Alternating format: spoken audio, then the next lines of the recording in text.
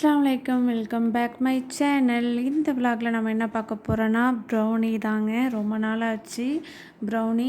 இப்போ வந்து 1.5 கிலோவில் ப்ரௌனி எப்படி செய்கிறதுன்னு பார்க்க போகிறோம். ப்ரௌனி வந்து நான் 1/2 kg 1 kg 2 kg செஞ்சுருக்கேன். இப்போ வந்து 1.5 கிலோ அப்படிங்கிற அளவுக்கு நான் வந்து மெஷர்மெண்ட்டு கரெக்டான அளவு எடுத்து இப்போ செய்ய ஆரம்பிக்க போகிறேன். வாங்க வீடியோக்குள்ளே போகலாம்.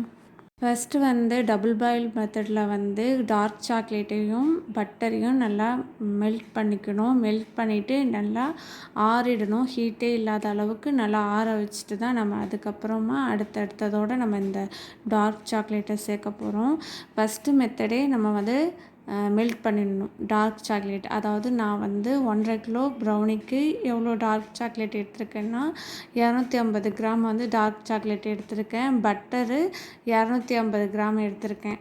இது ரெண்டுத்தையும் நல்லா நம்ம வந்து மெல்ட் பண்ணிக்கலாம். இது வந்து ஃப்ரிட்ஜில் இருந்துச்சுன்னா ஃப்ரிட்ஜிலேருந்து எடுத்து வச்சிடலாம். ஒரு 2 ஹவர் எடுத்து வச்சுட்டு சில்லுன்னு ஆனதுக்கப்புறம் நம்ம வந்து டபுள் பாயில் மெத்தடில் இந்த டார்க் சாக்லேட்டை மெல்ட் பண்ணிக்கலாம் பட்டரையும் சேர்த்து. இப்போ பார்த்திங்கன்னா அது ஒரு பக்கம் மெல்ட் பண்ணி ஆறுது. இப்போ நெக்ஸ்ட்டு பார்த்திங்கன்னா மைதா 280 கிராம் வந்து மைதா எடுத்திருக்கேன். கொக்கோ பவுட்ரு வந்து 60 கிராம் எடுத்திருக்கேன். இது ரெண்டுத்தையும் நல்லா சலிச்சிடலாம். இது கூட வந்து ஒரு சிறிதளவு சால்ட்டு சேர்த்துருக்கேன்.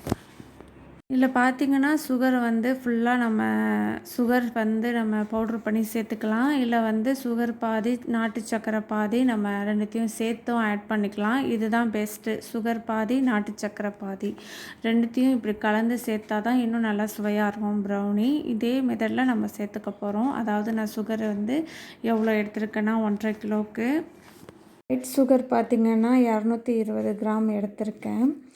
அதுக்கப்புறம் நாட்டு சக்கரை 170 கிராம் ரெண்டுத்தையும் சேர்த்தா 390 வருது. இந்த அளவில் பாதி எடுத்து நம்ம 1.5 கிலோவுக்கு போட்டிருந்தா கரெக்டான இனிப்பு இருக்கும். கூடையும் இருக்காது, கம்மியாகவும் இருக்காது, கரெக்டாக இருக்கும். இதே அளவில் நம்ம எடுக்கணும் 1.5 கிலோவுக்கு. நெக்ஸ்ட்டு பார்த்திங்கன்னா எக்கு வந்து நான் ஒரு 6 முட்டை எடுத்திருக்கேன். ஓடு இல்லாமல் முட்டையை தனியாக உடச்சி 6 முட்டையை எடுத்துக்கலாம். 1.5 கிலோவுக்கு 6 முட்டை. இது கூட வெண்ணிலா எசன்ஸு ஒரு 2 ஸ்பூன் சேர்த்துடலாம். நான் 1.5 கிலோ செய்கிறதுனால 2 ஸ்பூன் வெண்ணிலா எசன்ஸ் சேர்த்துருக்கேன். வேறு எந்த எசன்ஸும் சேர்க்கல. இது எக்கோட ஸ்மெல் அந்த கவுச்சி தன்மை இல்லாமல் இருக்கிறதுக்காக இந்த எசன்ஸு கட்டாயம் சேர்க்கணும்.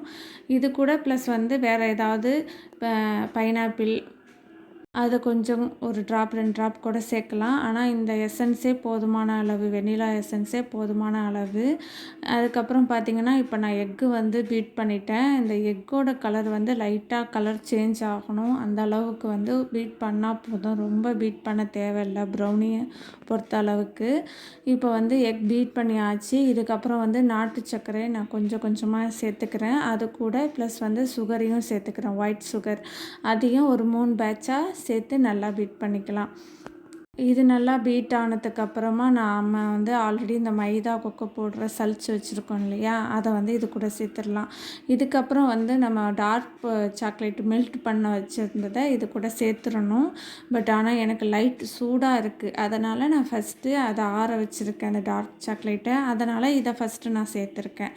இதுக்கப்புறம் நான் வந்து டார்க் சாக்லேட் வந்து சேர்க்கலாம் அப்படின்னு சொல்லிட்டு இப்போ இதை வந்து இந்த 1.5 கிலோவுக்கு வந்து 280 கிராம் மைதா 60 கிராம் கோகோ பவுட்ரு சேர்த்துருக்கேன். இது நல்லா 3 தடவை நல்லா சலிச்சு எடுத்துட்டு அதுக்கப்புறமா தான் இதில் நம்ம சேர்க்கணும்.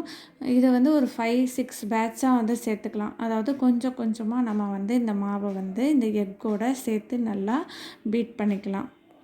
எக்கு வந்து பீட் பண்ணி சுகர்லாம் ஆட் பண்ணதுக்கப்புறமா நம்ம வந்து இந்த டார்க் சாக்லேட் பட்டர் மெல்ட் பண்ணி வச்சுருந்ததை ஆறுனதுக்கப்புறம் நம்ம சேர்க்கணும். அதுதான் மெத்தடு. எனக்கு கொஞ்சம் ஹீட்டாக இருக்கிறதுனால நான் ஃபஸ்ட்டு நம்ம ஆல்ரெடி சலிச்சு வச்சுருந்த இந்த கொக்கோ பவுட்ரு மைதா மாவை சேர்த்துட்டு லாஸ்ட்டாக நான் இதை சேர்த்துக்கிட்டேன். வேறு ஒன்றும் இல்லை டிஃப்ரெண்ட்டு. ரெண்டுமே எப்போ வேணாலும் சேர்க்கலாம், நம்ம விருப்பம்தான். இதுக்கப்புறம் வந்து இந்த அளவுக்கு நம்ம வந்து நல்லா பீட் பண்ணி எடுத்தாச்சு. எல்லாமே நம்ம சேர்த்துட்டோம். இது கூட நம்ம சாக்லேட் சேர்க்கலாம். இதுதான் நார்மல் ப்ரௌனியே. டபுள் சாக்லேட் ப்ரௌனி இருக்குது. நிறையா ப்ரௌனிலேயே நிறையா வகை இருக்குது. இது வந்து ஸ்டார்டிங் ப்ரௌனி.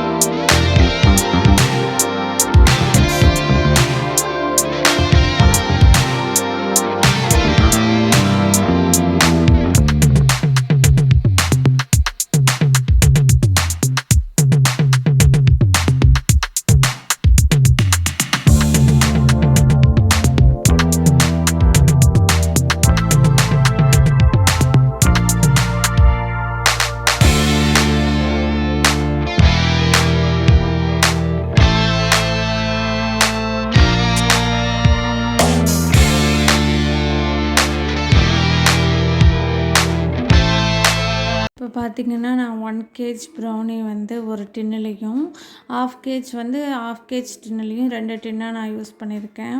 2 டின்னுலேயும் வச்சுட்டேன். ஹீட் பண்ணியாச்சு. அவன் ஃபஸ்ட்டு ஆல்ரெடி ஒரு 10 மினிட்ஸ் ஹீட் பண்ணிவிட்டு அதுக்கப்புறம் தான் நம்ம வந்து ப்ரௌனியே உள்ளார வைக்கணும். பார்த்திங்கன்னா சூப்பராக வெந்திருக்கு.